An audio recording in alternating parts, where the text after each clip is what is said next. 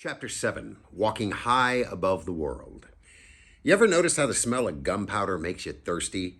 Because after the fireworks, I'm aiming us for where the food carts are parked along the streets, thinking about an ice cold lemonade, how clean it'll taste. And for a moment, I almost forget that Freak is riding on my shoulders. Amazing perspective up here, he's saying. This is what you see all the time? I'm not that big, I say. This way, you're like 2 feet taller than me. Cool, he says. I love it. We're working our way through the crowd, and we're almost to the food cart when Freak tugs on my hair. Cretin at 2 o'clock, he says, real urgent. Two more at 3 o'clock. I go, huh? What? The Blade and his gang, Freak hisses. They've locked onto us. Their trajectory is converging. Go to the left, he says. Make it quick if you want to live. Too bad I'm a little confused about rights and lefts. If I don't think about it, I know, but if I have to think about it quick, my mind goes blank. Right? Left? What does it all mean? Left, Freak says, and he kicks me with his little foot like he's digging into a horse, and it clicks into my head. Go that way, follow the feet. Faster, Freak is saying, and he's urging me on. It's lucky for me the little dude doesn't have any spurs, but I don't care. I just want to get clear of Blade. Warp Factor 9, Freak is shouting. More speed, oh mighty beast. Now I'm running at full gallop, weaving through the crowd, and I don't even need to look back. All I have to do is follow the way Freak is kicking his feet, steering me. I'm pretty sure we're getting away until this punk comes out of nowhere. He's one of Blade's gang, and he's got this big, ugly grin. Over here, Tony, got him cornered. What do? I say to Freak. He goes, I'm thinking. I can hear Blade before I can see him, hear his wicked laugh, so mean and dirty it makes my stomach freeze up and my knees feel squishy. Hey, you, there, Freak, you and the giant retard. I'll cut you down to size. Dice and slice, baby. Freak show time. And now I can see him, see that pointed white grin and his eyes so dark and cruel. And he's swaggering through the crowd. He's got us surrounded with punks. Everywhere I turn, there's another mean face trying to look as tough as Tony D.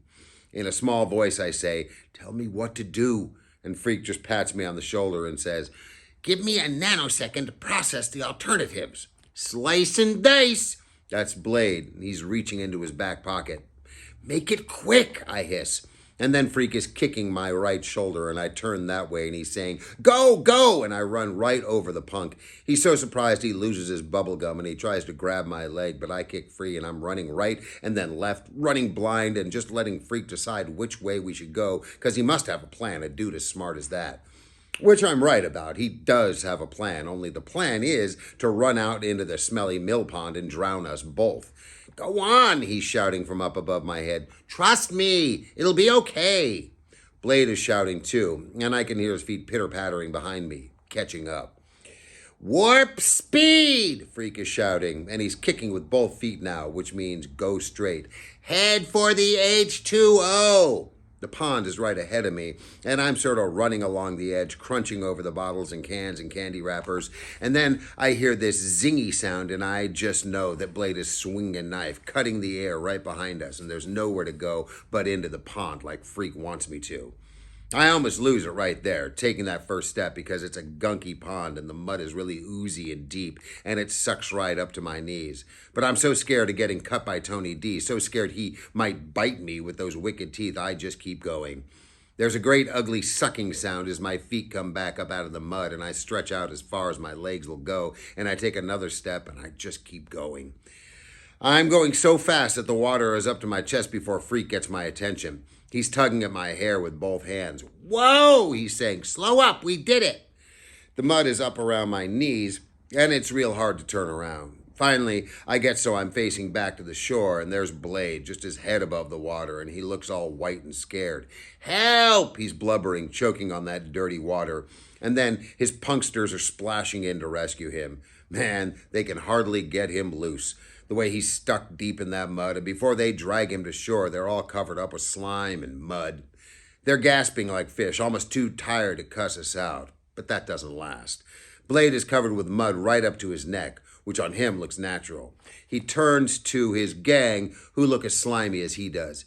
Get some rocks. It's target practice time. What do we do now? I asked, because the mud is still sucking me down. It's over my knees now, and the water is right up under my arms, and even Freak's feet are getting wet. Wait, Freak says. The cavalry is coming. Can't you hear that bugle? I'm listening, but I can't hear anything except for Blade and his gang and how they're scrambling around trying to find some rocks to heave at us. I can see Blade rearing back to throw, and the first one misses us. Can you move? Freak says. I don't think so. It's true. The mud is up over my knees and I'm locked in place. I can't even fall down. That's how stiff it is. I'm like a big fence post, and everybody knows a fence post makes a good target. More splashes as the rocks fall short. At first they're throwing stuff that's too heavy. Pretty soon they smarten up and Blade says, Smaller rocks! Give me smaller rocks! And I know in my head, we're doomed. Then, up above me, there's this really loud, high-pitched screech. Freak has his fingers in his mouth and he's whistling, real shrill and shivery and so loud it almost hurts my ears. And then I see what Freak has been seeing all along. A cop car cruising real slow along the road around the pond, which is what they always do after the fireworks. Freak is whistling and the cop car spotlight comes beaming around the pond until it settles on us. I'm blinking because the light is so bright and Freak is making a fuss and waving his arms, and we hear the metal megaphone sound of a cop voice ordering us not to move, like we could even if we wanted. It's hard to see in the glare of the spotlight, but Freak tells me that Blade and his punks are running away, like snakes on sneakers, Freak says. Officers, Freak is shouting into the white light. We require assistance. They finally have to use ropes to pull me out of there. Freak won't let go. He stays right where he is on top of my shoulders, even when this cop in a boat tries to lift him off. And then we're up on the bank of the pond and everybody is being real nice and giving us blankets and cokes and saying how they know all about Tony D. They'll keep an eye on him, don't you worry. Okay, boys, you better give us your names and we'll call you mothers, this one cop is saying.